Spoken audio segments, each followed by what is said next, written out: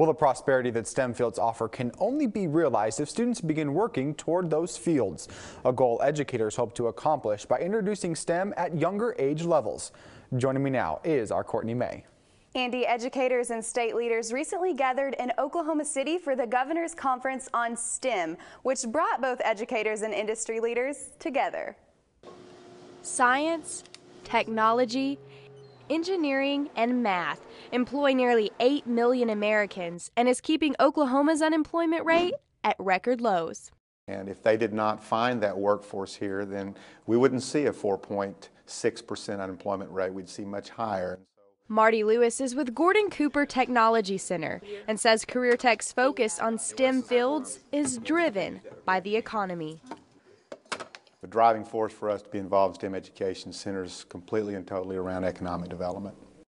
Development rooted in STEM education. I think STEM plays an enormous role because all of the sectors of the economy that are booming at this particular point, oil and gas, etc., have relied upon us and higher ed to a certain extent to feed a workforce that has that STEM background, has that math and science background so that they can fill their needs.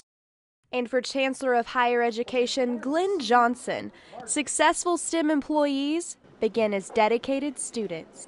We know that if students will be interested and if they can maintain and prepare for the work, that there's going to be great job opportunities available. By 2018, roughly 81,000 STEM jobs must be filled in Oklahoma. Yet the number of STEM graduates is well below, creating a skills gap between the number of jobs and the workers qualified to fill them, an issue Johnson and others are working to overcome. There we go. We offer at a number of our colleges and universities these summer academies in science and math, where we can get students as early as the 7th and 8th and 9th grade to turn on that light, if you will, or get the spark that ignites their interest in a career in science and math or technology. And nowhere can you find more future scientists and engineers than the Oklahoma School of Science and Math, a magnet school attracting students from across the state. Frank Wang is the president. A good percentage of our graduates who are working now are in STEM-related fields, and we're glad to contribute to that pipeline that we so desperately need for our nation's economy. And Johnson says well-prepared high school students become successful college students, then valuable workers. Those students that opt to prepare and to look at a career in STEM as early as their high school years, they're going to be in a position to be more competitive.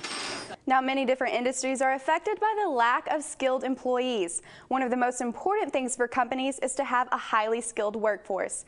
And Andy, as Governor Fallin mentioned, businesses could hire a lot more people, but they don't have the right skills. Well, Courtney, it seems like something that could have some long-term economic consequences. That's right. It all really comes down to the law of supply and demand. And here in Oklahoma, our highly skilled workforce doesn't really seem to meet the demand in industry. And I think the solution to this problem is comprehensive training at younger ages. All right. Well, thank you so much, Courtney. You're welcome, Andy.